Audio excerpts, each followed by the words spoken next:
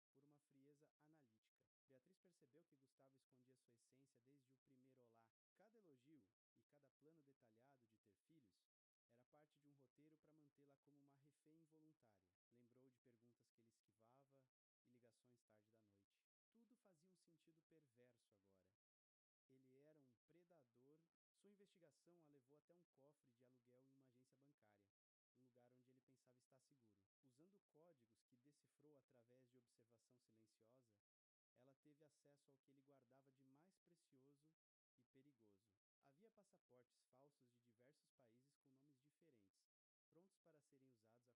O plano era cruel. Ele pretendia fugir com ela logo após a cerimônia, cortando todos os seus laços com a família e carreira. O casamento não era o início de uma vida a dois. Era o começo de um sequestro emocional glamorizado por festas. Com essa revelação final, a última gota de afeto que Beatriz ainda guardava por ele evaporou, deixando apenas um deserto de determinação e justiça. Ela olhou para a aliança de noivado em sua mão esquerda e sentiu uma náusea física tão forte que precisou se apoiar na parede. O metal, antes símbolo de promessa e esperança, parecia agora queimar sua pele como ferro em brasa. No entanto, ela sabia que confrontá-lo sozinha, entre quatro paredes, seria um erro fatal. Um homem que gerenciava aquele nível de segredo e perigo não deixaria pontas soltas ou testemunhas de sua queda iminente. Ela começou a arquitetar sua saída de emergência, usando a mesma descrição absoluta que ele lhe ensinara involuntariamente durante anos. Beatriz contatou as autoridades federais entregando as evidências, mas guardando a cartada final para o palco mais público e humilhante possível. O dia do casamento chegou sob um céu carregado de nuvens pesadas e um vento frio, como um aviso da natureza sobre o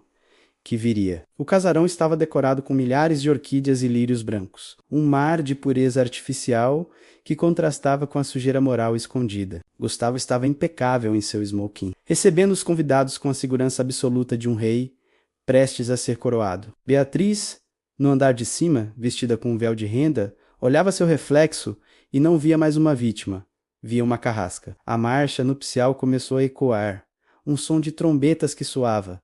Para ela, como o início de um julgamento final e divino. Beatriz caminhou pelo corredor com postura de ferro, escondendo o desprezo profundo que não conseguia mais ocultar debaixo da maquiagem. Ao chegar ao altar, ela olhou fixamente nos olhos de Gustavo. Ele sorriu, aquele sorriso magnético que ela um dia amara desesperadamente. Quando o celebrante perguntou se ela o aceitava, o silêncio que se seguiu foi absoluto, quebrado apenas pela chuva batendo no telhado. Beatriz não disse sim. Ela retirou, de dentro do seu buquê, um envelope pardo lacrado e o entregou a ele, diante de todos. Dentro estavam cópias de passaportes falsos e planilhas de contas secretas. O rosto de Gustavo empalideceu em uma velocidade aterradora. As portas laterais do salão se abriram e agentes federais entraram para cumprir o mandado de prisão preventiva em flagrante. O caos absoluto tomou conta enquanto Gustavo era algemado diante do altar onde pretendia selar sua maior mentira. Beatriz não derramou uma única lágrima. Ela retirou a aliança,